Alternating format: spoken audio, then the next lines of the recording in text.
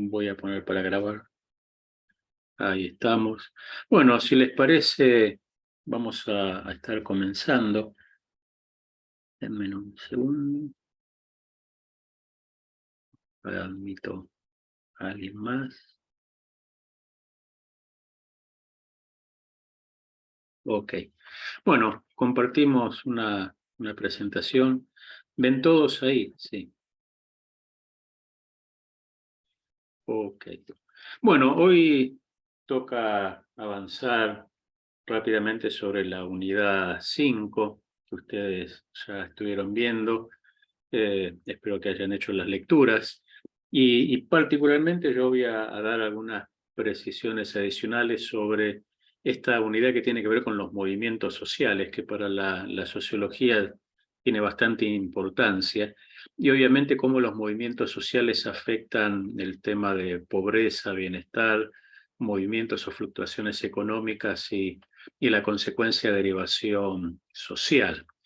¿Qué son los movimientos sociales? A ver, el sociólogo francés Alain Touraine dice que básicamente que los movimientos sociales siempre van a aspirar o van a buscar o tener como objetivo, ¿sí?, la realización de valores culturales de grupos que comienzan siendo minoritarios a fin de obtener la reivindicación social merecida, ¿sí? El concepto en sí de movimiento social no es una corriente de opinión, no es algo que tiene disputas, sino que todos los sociólogos, independientemente de la teoría que adopten y de la metodología que adopten, reconocen la importancia de los movimientos sociales, y lo que sí va a suceder es que los van a estudiar desde distintas ópticas, pero sin duda los movimientos sociales son importantes incluso para nuestro desarrollo comunitario cotidiano. Von Stein, el sociólogo alemán, entendía los movimientos sociales como una aspiración de los diferentes sectores para lograr influencia, para lograr mayor igualdad, para presionar respecto de los grupos mayoritarios. Yendo más en concreto, tengan en cuenta desde esta perspectiva que los grupos minoritarios son movimientos sociales. Por ejemplo, si la Iglesia Evangélica es un movimiento social, hoy por hoy en América Latina representa el 20% de la población. Si bien ha habido en las últimas décadas un crecimiento importante, dado que antes, hace unos 30 años atrás, ese indicador no llegaba al 10%, eso no significa que seamos un grupo minoritario respecto de la población total, un grupo que en varios lugares de manera directa o indirecta se es perseguido, con lo cual la reivindicación de los derechos vinculados a la libertad religiosa, a la libertad de conciencia, a la libre reunión y manifestación cultica, muchas veces son derechos sociales que reclama este colectivo como movimiento en sí. Guido Galafasi lo que va a decir es que la historia de la modernidad desde el principios del siglo XIX, finales del siglo XVIII, mitad del siglo XVIII a la fecha, es la historia de la modernidad, es la historia de los movimientos sociales, desde la Revolución Francesa, desde John Locke en Inglaterra, desde la Revolución Americana, desde las revoluciones independentistas de los distintos países latinoamericanos de los que somos parte. Siempre a lo largo de la historia de la humanidad y particularmente desde la modernidad hubo movimientos que fueron transformando la historia y como poniendo mojones a lo largo del camino, ¿sí? Es una fuerza disruptiva, ¿sí? Pensemos en la Revolución Francesa, pensemos en las ideas revolucionarias de Locke. Dato entre paréntesis para que ustedes sepan, el día que tengan tiempo pueden googlear o buscar.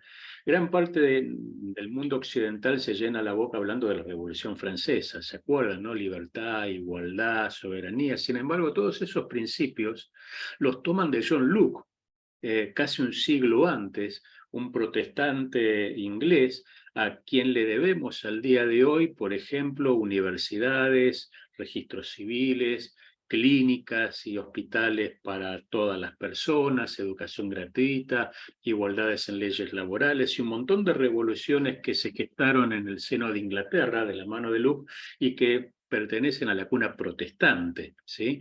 todo lo que hoy nosotros disfrutamos como algo común, fueron logros de la iglesia protestante, de la minoría protestante a lo largo del tiempo. Y la religión, al ser un fenómeno social, sin duda también es un movimiento social. Va a decir Hilario Winarsid que los movimientos sociales necesitan una organización ideacional provista por los marcos de acción colectiva. ¿Qué son los marcos de acción colectiva? Para traducir esto, es como la estructura de pensamiento del movimiento social, es lo que le da sustento, es la ideología. Ejemplo, ¿cuáles son los marcos de acción colectiva del movimiento evangélico? Ustedes se van a acordar, los que tienen más años en el Señor, temas vinculados a la teología de la prosperidad, a la unción, ¿sí? Anteriormente a eso, al avivamiento carismático, al movimiento de uniformidad litúrgica. Ustedes entraban 40 años atrás a una iglesia y ustedes sabían simplemente por las canciones que cantaban si esa iglesia era bautista, pentecostal, metodista, de los hermanos libres. Hoy ustedes entran a una iglesia y salvo que lo diga el cartel de la puerta, que generalmente ya ni lo dice, ustedes a priori no se van a dar cuenta si están en una iglesia bautista, pentecostal, luterana o metodista. Entonces, esa uniformidad teológica también es parte de nuestro marco de acción colectiva. Esto es, hagan de cuenta la foto, el retrato, bueno, el marco es lo que le da explicación, ¿sí? La nueva reforma apostólica, la unción, la teología de la prosperidad, la uniformidad litúrgica y un montón de otras posiciones doctrinarias que fueron modelando desde el punto de vista intelectual y doctrinal lo que nosotros creemos hoy. Todos, cualquiera de ustedes me van a decir que creen la Biblia, sin duda. Sin embargo, esa creencia se va modelando por todas estas doctrinas, estos marcos de acción colectiva que después la gente termina materializando en su conducta, ¿sí? Todo movimiento social histórico, el movimiento de los campesinos, como vimos con Karl Marx, ¿sí? Del proletariado, los movimientos burgueses. Bueno, la modernidad trajo lo que los sociólogos llamamos nuevos movimientos sociales, ¿sí? Conceptos que van a ser trabajados, ahí ustedes tienen varios autores, pero ¿qué son estos nuevos movimientos sociales? Un sociólogo mexicano, Chihu Amparán, va a decir que es el conjunto de redes de interacción informales que establece un individuo, grupos o organizaciones involucradas en torno a conflictos culturales o políticos sobre la base de identidades colectivas compartidas. Ejemplo, ¿cuáles son los nuevos movimientos sociales? Los movimientos de los campesinos, los movimientos sindicales, los movimientos eclesiásticos vinculados a la espiritualidad de los grupos minoritarios, evangélicos, judíos, musulmanes, ¿sí? Tienen un ideario común, tienen un punto común de sustento, de formación, pero son nuevos, están tratando de reivindicar y hacer valer sus derechos. Marostica, un sociólogo americano, Matt Marostica, va a decir que el movimiento evangélico, él es el primero en hablar de esto, que el movimiento evangélico sin duda es un movimiento social y al día de hoy obviamente representa un alto porcentaje de la población, sin ni hablar en los Estados Unidos, más allá de que la fe está decreciendo en cuanto a su compromiso eclesiástico. Y estos grupos minoritarios, sindicatos, grupos religiosos, grupos estudiantiles, agrupaciones productivas, movimientos verdes, ecologistas, que ahora también están de moda, tratan de imponer o de poner sobre la mesa de la importancia social y de la temática política reivindicaciones sociales, ¿sí? Grupos minoritarios que ahora están tratando de obtener visibilidad pública. Por ejemplo, y este indicador se da en toda Latinoamérica, el grupo LGTBIQ, ¿sí? No llega ni al 1% de la población de nuestros países. En Argentina es el 0,09% de la población.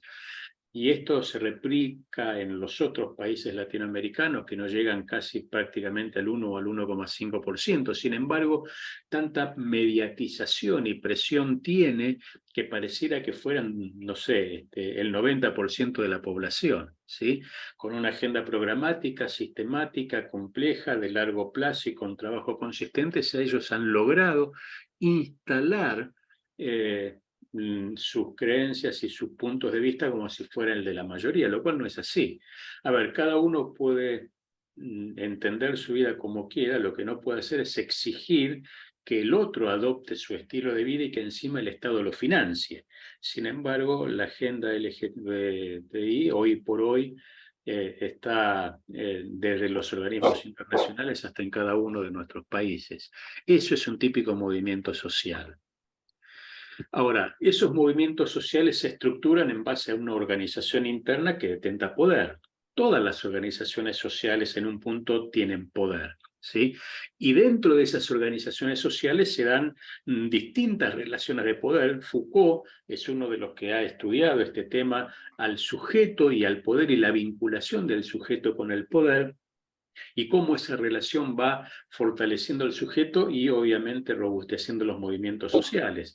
Dentro de esas relaciones de poder existe la persona que tiene autoridad y la persona que obedece. Ejemplo, una relación de poder es el de la policía y la gente común, el del juez y el agente civil común y corriente, el director de escuela o el maestro en el aula o el pastor en la iglesia. Ese uso de poder debería estar en sintonía con lo que dicta ese movimiento y la articulación social para que eso tenga sentido. Sin embargo, el poder en consecuencia podría definirse como un juego de acciones sobre otras acciones. O sea, eh, pensemos en la iglesia, está el pastor, ¿sí? Según el gobierno congregacional que tengamos. Si es una iglesia bautista, por ejemplo, con gobierno congregacional, el poder lo va a tener la congregación. Si fuera una iglesia independiente de tracto más carismático o pentecostal, el poder va a estar en cabeza del pastor, aunque ahora eso no es tan lineal. Pero generalmente esas articulaciones necesitan a alguien que tenga o que ejerza el poder y alguien que obedezca. Y el poder se diluye cuando no hay ejercicio de ese poder. Es como los derechos. Yo tengo derecho a un montón de cosas, pero si yo no ejercito y hago valer y reconocer ese derecho, no es operativo, o sea, no entra en funcionamiento, ¿sí? Bourdieu, el sociólogo francés, también va a estar y va a analizar muy profusamente el tema del poder. Y él va a decir que no es un concepto que pudiera definirse de manera aislada, ¿sí? Porque es un concepto que necesita de una visibilización que entre partes, ¿sí? Nunca el poder está en el vacío, salvo en el caso de Dios, ¿sí? El pastor tiene poder respecto de la iglesia, el juez tiene poder respecto de su jurisdicción, la policía tiene poder respecto también de su jurisdicción, o sea, el poder se ejerce en un contexto, en tiempo y espacio, y por ende necesita que ese poder se construya a través de relaciones. El único que tiene poder en el vacío de manera permanente y absoluta es Dios, ¿sí? Ahora, en el plano de vista humano, ¿sí? Ese poder tiene que tender a ser una red de relaciones objetivas donde se establezcan las funciones, las competencias, los méritos de cada uno y cómo ese poder va a entrar en juego o cómo va a verse respecto de cada uno de los participantes. Max Weber, ustedes ya lo conocen, ¿sí? Él va a hablar del poder como dominación, ¿sí? Y él va a hablar de tipos de dominación, los cuales se sustentan con criterios racionales, con criterios tradicionales, con criterios o índoles carismáticos. Ejemplo, desde el punto de vista racional, el poder lo sustenta el que hace la ley, por ejemplo, el Parlamento. Pero cuando uno va, por ejemplo, a países europeos donde es más importante la tradición, ese poder va a estar sustentado en una individualidad que tiene que ver con lo tradicional. Ejemplo, la corona británica, ¿sí? La corona española, ¿sí? Al día de hoy hay reyes en Europa y el poder está sustentado en la tradición histórica, obviamente en el reconocimiento del pueblo, pero hoy, por ejemplo, ningún inglés se le pasa por la cabeza, aunque hay obviamente personas anticorona, vaciar Inglaterra de la corona británica. Y después está el poder que se ejerce desde el punto de vista carismático. Ejemplo, va a decir Weber, los religiosos, el sacerdote, el pastor, el imán, el rabino, que tienen una actuación carismática, hay señales, ¿sí? Jesús era un líder carismático, hay manifestaciones de ese poder concreto que llaman la atención y que hacen que los demás lo terminen reconociendo como autoridad y como alguien que ejerce el poder. Weber va a decir que toda organización social, ¿sí? Todo grupo social estructurado necesita, ¿sí? De esa ostentación de poder y de acciones sociales bien estructuradas que vayan regulando fundamentalmente las funciones y el ejercicio del poder, porque el poder mal ejercido termina en tiranía, termina en corrupción, termina en manipulación, termina en autoritarismo, y ahí vienen todas las desviaciones del poder. Esto pasa incluso respecto de la iglesia, ¿sí? A ver, ejemplo, el poder mal usado tiende no solamente a deformarse en lo que estuvimos viendo, sino tiende también a alejar a las personas de la realidad.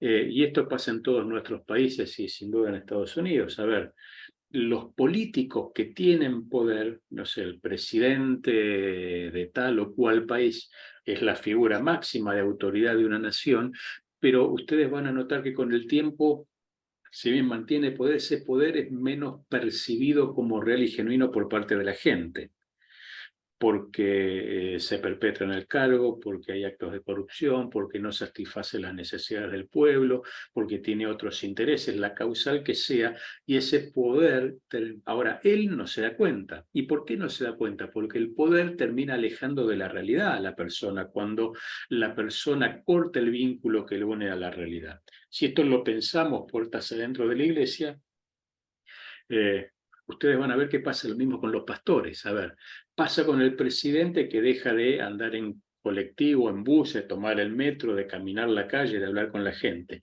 Pasa con el sindicalista que se queda en su oficina, en su edificio, en la comodidad de su escritorio y deja de hablar con los trabajadores. Pasa con los pastores que terminan siendo más personas vinculadas a actos y ejercicios administrativos y de poder administrativo, y deja de caminar por la calle, deja de hablar con las personas de manera fluida, deja de tomar contacto con la realidad. Entonces basa su esquema, ¿sí? En supuestos espirituales que son ciertos, porque obviamente son lógicos y ciertos de contraste con la palabra, pero que no llegan a causar efecto en las personas. Entonces va a predicar algo que teológicamente es correcto, pero que a las personas no les cambia ni transforma ni les llama la atención porque no reflejan su necesidad.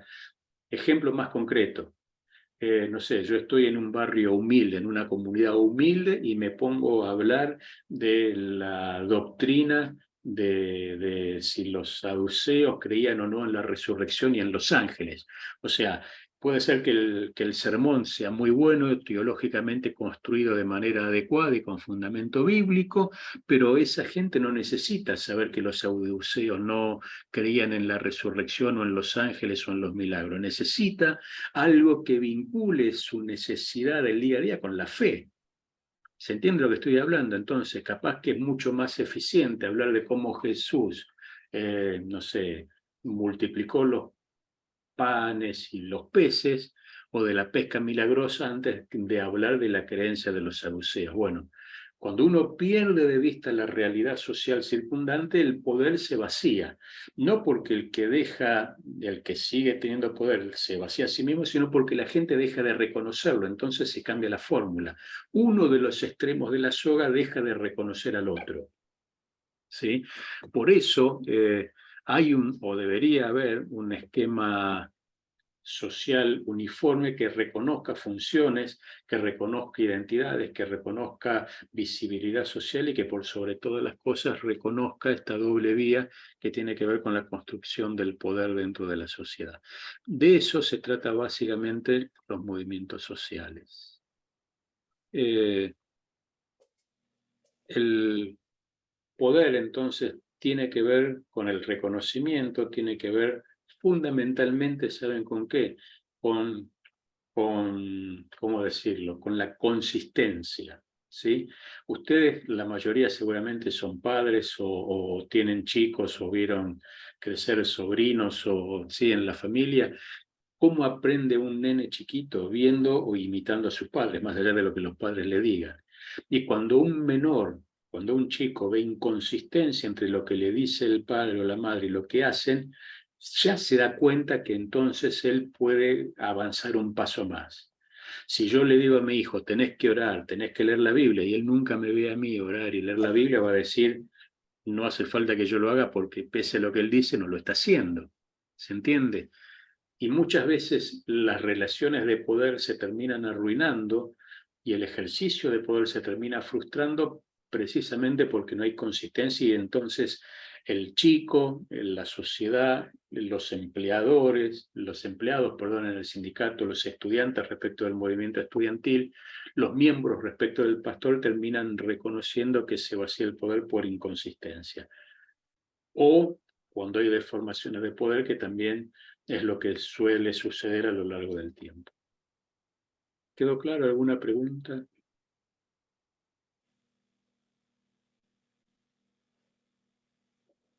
Escucha. Sí, sí quedó muy claro, muy interesante. Okay. Tengan en cuenta que los pastores a veces esto no lo tienen en cuenta, y ahora con el gorrito de abogado también. Todo lo que pasa en la iglesia es responsabilidad del pastor, absolutamente todo. Y eso es así en Estados Unidos, en México, en Perú, en Argentina, en cualquiera de nuestros países. Y esto es como el maestro respecto de su salón de clases, o del director de escuela respecto de la escuela, ¿sí? O del director del hospital respecto del hospital. Todo lo que pasa ahí adentro es responsabilidad de él, desde la denuncia por ruidos molestos hasta si se cae alguien porque se resbaló en una escalera y se fractura la cadera, o porque cuando están bautizando a alguien no se tuvo un infarto o en el medio de un culto por no tener un sistema de emergencias médicas, un anciano tiene un infarto y termina muerto, ¿sí? Y no tiene la iglesia los seguros que corresponde. Todo es responsabilidad del pastor. Por ende, también todo lo que hagan los líderes designados por el pastor o por la iglesia también es responsabilidad del pastor. Si yo tengo un líder negligente en el uso de su autoridad o que hace mal uso de su autoridad, también yo soy el responsable de lo que hace el líder, independientemente del líder mismo. Entonces, nosotros tendemos a espiritualizar todas las cosas, pero cuando pasamos blanco sobre negro, hay responsabilidades, hay estructuras, porque más allá de que la Iglesia Evangélica es un movimiento social, ese movimiento social está delimitado en lo que puede y no puede hacer por las leyes sociales que le dan cobertura. Entonces, hay una dinámica de poder, pero también esa dinámica de poder tiene que tener en cuenta el contexto, los marcos de interpretación colectivo que funcionan para el punto de vista teológico, pero también funciona para todo lo demás que son las leyes, ¿sí? Entonces, una iglesia debería tener una habilitación para funcionar desde el punto de vista del local, no sé si se entiende la palabra local o del edificio, del templo. Así como un negocio tiene su habilitación dada por el City Hall para funcionar, la iglesia debería tener su habilitación para funcionar porque es un lugar público, ¿sí? Y debería tener sus matafuegos, sus señalizaciones, sus rampas para emergencia y un montón de cosas, porque son lugares públicos. Entonces, los movimientos sociales minoritarios, en este caso nosotros, no podemos exigirle a la autoridad mayor visibilidad y cumplimiento de derechos si nosotros mismos violamos los derechos, las leyes que deberían venir a garantizar nuestros derechos. ¿Se entiende lo que estoy diciendo? Entonces, ustedes van a ver que esto en la práctica es sumamente operativo en lo cotidiano y absolutamente ignorado por gran parte de los líderes eclesiales, ¿sí?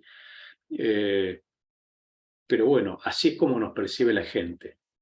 Somos un grupo, un movimiento social minoritario, pero ustedes tengan en cuenta que la iglesia en los últimos 5 años, la iglesia latinoamericana respecto de la población latinoamericana, perdió su nivel no de influencia, pero sí de percepción positiva. Esto es, hoy por hoy el latinoamericano promedio, nuestros países van a decir que creen en Dios en un 87% de la población latinoamericana, pero que confían en las instituciones religiosas, nada más que el 64%. Quiere decir que la mayoría de los latinoamericanos creen en Dios, pero no confían ni creen en la iglesia. Y esto es lo que pasa con el chico respecto de los padres, porque ha habido cosas que no se sustentaban respecto de los dichos. O excusas o incredulidad, pongan en el término que quieran, pero cuando uno pasa el tamiz, lo que queda son los números. Los sociólogos nos movemos por números. Hoy por hoy, solamente 6 de cada 10 latinoamericanos pisarían una iglesia. Y de los evangélicos que en una encuesta contestarían que son evangélicos, se congregan, en el mejor de los casos, nada más que 5 de cada 10.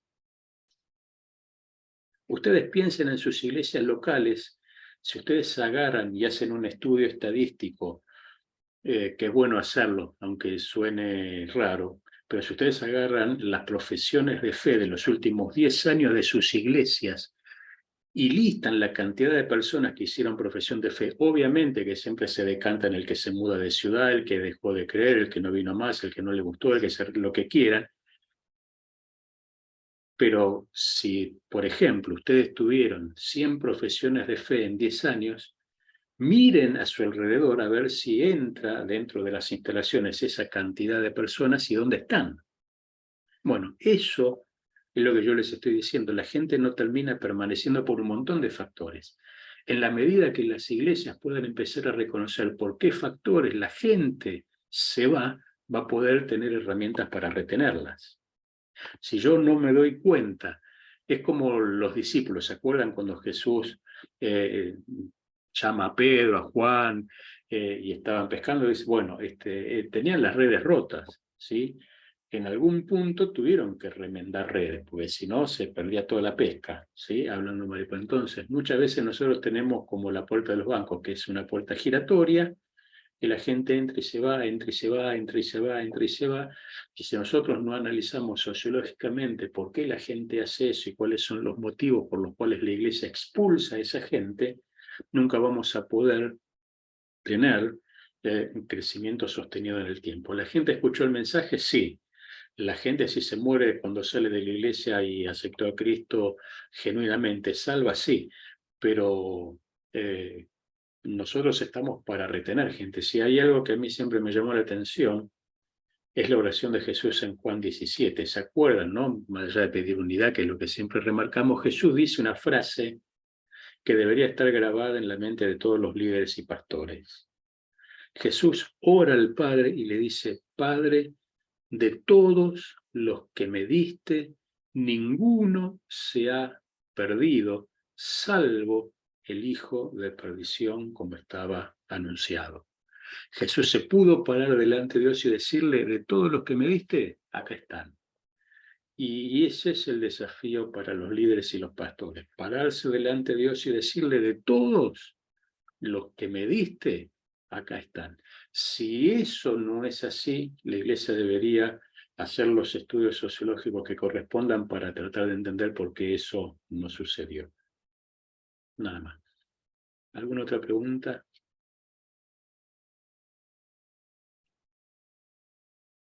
No sé si fue claro lo que dije. Sí fue claro, pastor, nada más nos deja, yo creo que nos está dejando así, pues sí, la falta de poder, el abuso de poder también que se ve mucho en las iglesias, Sí. es un factor común, pienso yo, que está ahorita pasando. Sí. Es muy común y a ver, todos nosotros somos latinos, ¿sí? Y yo siempre he escuchado, incluso en Estados Unidos, la famosa, la figura del caudillo, ¿entienden la figura del caudillo? Bueno, el pastor está llamado a ser un siervo, no un caudillo. Y como siervo está llamado a dar su vida por los demás, ese es el ejemplo que dio Jesús, pero más allá de eso a servir. Y ustedes saben lo que Jesús le dice a los discípulos, ¿no? Jesús es bien concreto. En los evangelios no hay grises, hay blanco o negro. ¿Sí? A los tibios los vomitaré de mi boca. El que conmigo no recoge, desparrama. ¿Sí? No se puede servir a dos señores y así podemos estar toda la noche. ¿No? La escala de grises no existe en la Biblia. Y Jesús dice, bueno, cuando hayan hecho todo lo que tuvieron que hacer, yo les voy a decir, siervos inútiles son, porque no hicieron más que lo que yo les dije que hicieran. Ese es el concepto que debería tener claro un pastor, que es un siervo inútil, que no hizo nada más que por la gracia de Dios hacer lo que Dios le dijo que haga, y debería sentirse honrado de hacer lo que Dios le dijo que haga, porque Dios no lo necesita ni a él, ni a mí, y con disculpas, ni a ninguno de ustedes para hacer su obra. ¿Sí? El problema es que muchas veces es lo que yo dije, le pasa al sindicalista respecto de los trabajadores, le pasa, no sé, al político respecto de sus votantes, le pasa al pastor respecto de sus miembros, de su congregación. Entran en su burbuja de poder y se terminan olvidando de las personas o manipulando a las personas para seguir manteniendo poder. Y no se dan cuenta que la gente no es tonta y que se da cuenta, y gran parte de eso es porque 5, como mínimo, a 6 de cada 10 que alguna vez hicieron profesiones de fe no están en las iglesias. ¿Sí? Bueno, jóvenes, yo espero que ustedes vayan leyendo. Como darán cuenta, hay varias. A ver, todo lo que estamos diciendo en el día a día parece solamente un PowerPoint. Ahora, cuando ustedes lo piensan en función de la realidad eclesiástica de sus iglesias, ahí los temas cobran otra dinámica. Y ustedes se dan cuenta todo lo que una iglesia debería hacer si tuviera gente que supiera algo de sociología. Para eso están ustedes en esta clase. La cantidad de problemas y de beneficios que tendría poder entender qué pasa por la cabeza de la gente de manera concreta, de manera fundada, y adecuar, no los principios bíblicos, porque esos son eternos, pero sí adecuar el mensaje, los formatos, la forma de comunicar, ¿sí? Las actividades y un montón de otras cosas a la necesidad de esa iglesia. Si yo tengo gente que apenas tiene para comer, no puedo poner culto todos los días porque no tiene plata para viajar todos los días. Porque en vez de ir a la iglesia prefiere comprar un litro de leche. ¿Sí? Desde esa realidad hasta la otra realidad que tiene que ver con la gente que tiene mucha plata, pero que no le encuentra propósito a su vida porque nunca le enseñamos cuál era el propósito de él respecto de Dios. Entonces ir a la iglesia o no ir le da lo mismo. O sea, en cualquiera de los dos extremos de la estructura social, dependen de nosotros para que ese mensaje les sea pertinente, al que no tiene como al que tiene mucho. No le podemos predicar de la misma forma a todos. ¿Sí? Bueno, jóvenes, ya que nadie me dice nada, espero que quedó todo claro. Si no, ya me daré cuenta cuando hagan el ensayo. Bueno, ¿algún Está comentario? interesante, pastor, porque esto de que la gente se va y por qué se va, pues cuando se van ya no podemos saber por qué se fueron, porque ya se nos fueron. Y Sí, salvo que como para todo, a ver, yo a priori como sociólogo no sé lo que piensa una comunidad hasta que salgo a la calle con un formulario de encuesta y empiezo a preguntar. Entonces, deberías ir y preguntar, mira, no quiero que vuelvas a la iglesia, decime nada más por qué te fuiste para que yo pueda hacer algo respecto del futuro. O para más adelante, te pido disculpas, ¿tenés ganas de decirme por qué te fuiste? Y no, y empezar a preguntar. 8 te van a contestar, 2 te van a cerrar la puerta en la cara y otros 3 te van a querer matar, no importa. Bueno, pero si vos no le preguntás a la gente, nunca te va a enterar. Así de simple. sí. Y en Entonces, realidad es así. muchas veces, pastor, porque hay veces hay personas que tienen unos testimonios o son de un caractercito que no han sido cambiados y transformados y son los que lastiman a los más débiles y son los que terminan yéndose. Sí, son los religiosos y los legalistas, ¿no? Exactamente. Lo que pasa es que es como dijimos, hay un proceso, ¿sí? Con que una persona haga el curso para el bautismo no quiere decir que es cristiano, ¿eh? Ujú. entonces debería tener a alguien, ¿sí? La Asociación Evangelística Luis Palau decía hermano mayor, póngale el nombre que quiera, alguien que controle su crecimiento al menos los primeros 2 años, ¿no?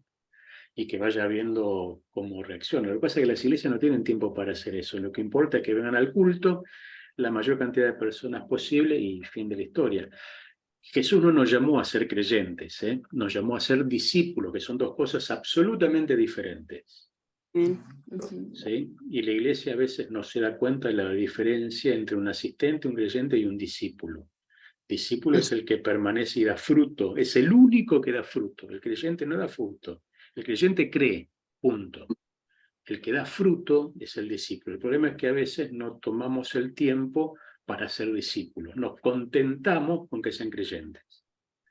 Porque sacia mis ojos se ven complacidos cuando veo las sillas completas.